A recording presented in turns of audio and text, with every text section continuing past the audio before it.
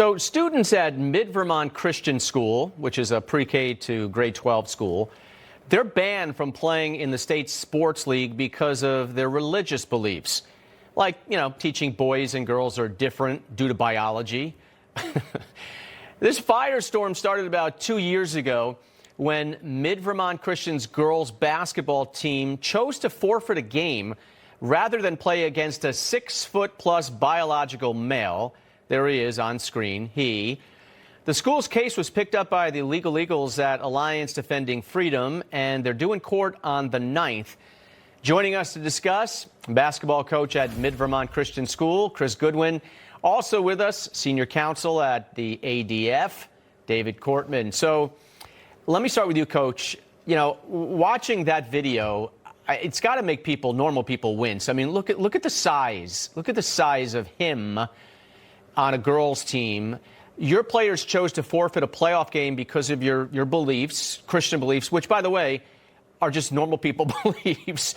What were you concerned about? Are you more concerned about your girls getting hurt or just making a stand? I mean, what? Yeah, it's probably all of the above. We're always concerned when I put my girls into a competition that is unfair, unsafe. But larger than that are just the religious beliefs that the state feels like they can punish our girls for deciding not to play against male athletes. So basically the state is saying to us, the only way we can play, the only way our girls can compete is if they will compete against male athletes. And we just believe that's wrong. We believe that boys and girls, men and women are created differently. And out of those differences are a lot of physical advantages for males. So for all those reasons, but especially the religious one. By the way, you don't even need to say we believe. We know. Right. We know there's a difference. Oral arguments, David, for this case set to begin in the Second Circuit in New York, April 9th. So what are we in for here? Do you think Vermont's Agency of Education and the Principals Association are violating Mid-Vermont's Christians' First Amendment rights? What rights are at stake here, by the way?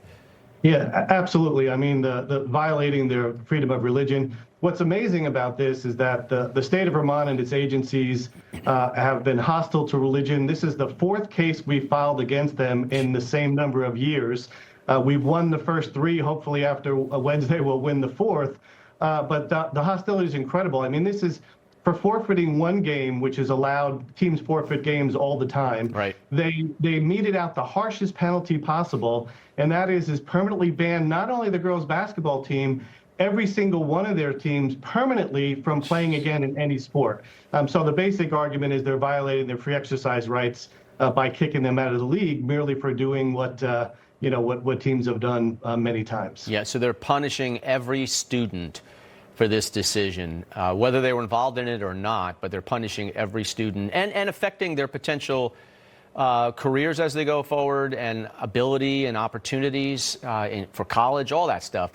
Coach, I'm always interested in something like this. Like, how supportive has the local community been through this? I mean, has it gotten ugly where, you or any of your players face threats or things like that? I have not seen any ugliness, and I really haven't seen or heard anybody talk to us or our school that has viewed us in a negative light or said we're making the wrong decisions. A lot of people I work with who aren't believers, who you would consider not churchgoers, like you said, they know that it's just wrong. And again, to punish us for what we believe in and to put my kids out there in a situation that is unfair and unsafe. I think 99% of the country sees us that we're doing the right thing here. Yeah, it should be a slam dunk, but who the heck knows with these judges. David, so, the president signed an executive order banning boys from playing in girls' sports. You got, neighboring state Maine and their governor fighting with the president over this nonsense. Why are cases like this one, Mid-Vermont Christians, why are they still being litigated? I mean, where do you go from here? And where have the courts been on these issues? Yeah, it's incredible. You have certain states that are so entrenched in this ideology that somehow a boy can become a girl, ignoring all the science, as you mentioned, ignoring biology, ignoring the physical differences. And it's not only just simply going after religious schools, but it's taking a stand that the majority of the country doesn't agree with. Science has proven wrong. And this is if you will, it's a David and Goliath situation on and off the court, because these states just won't relent, regardless of what science says, regardless of what the president says, regardless of what the courts say.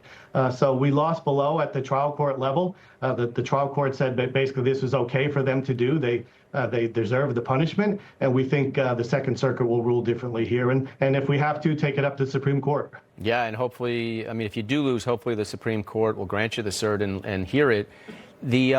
Coach, let's just pretend for 1 second that the Second Circuit, which is not a slam dunk because of the makeup of that court, let's just say they rule against you. Where does that leave the school? Where does that leave you as you go forward into the next season? Well, it would leave us where we are right now with no athletic competitions being allowed. But, I'd love to think that we are, if you compare it to maybe to a basketball game, I'd love to think that we are up by 20 with 30 seconds left and we can just dribble out the ball. But I think we're looking at it as we're tied going into overtime. So ADF has done a great job. We're super appreciative of them taking our case. And again, I just believe what's right is going to win out at the end of the day. Coach, I wish you luck, and as you would know, it's a time for a TV timeout here. So, Chris Goodwin, David Cortman, stay strong. I wish you well. Ple'll win this, and good luck. We'll do our best. Thanks,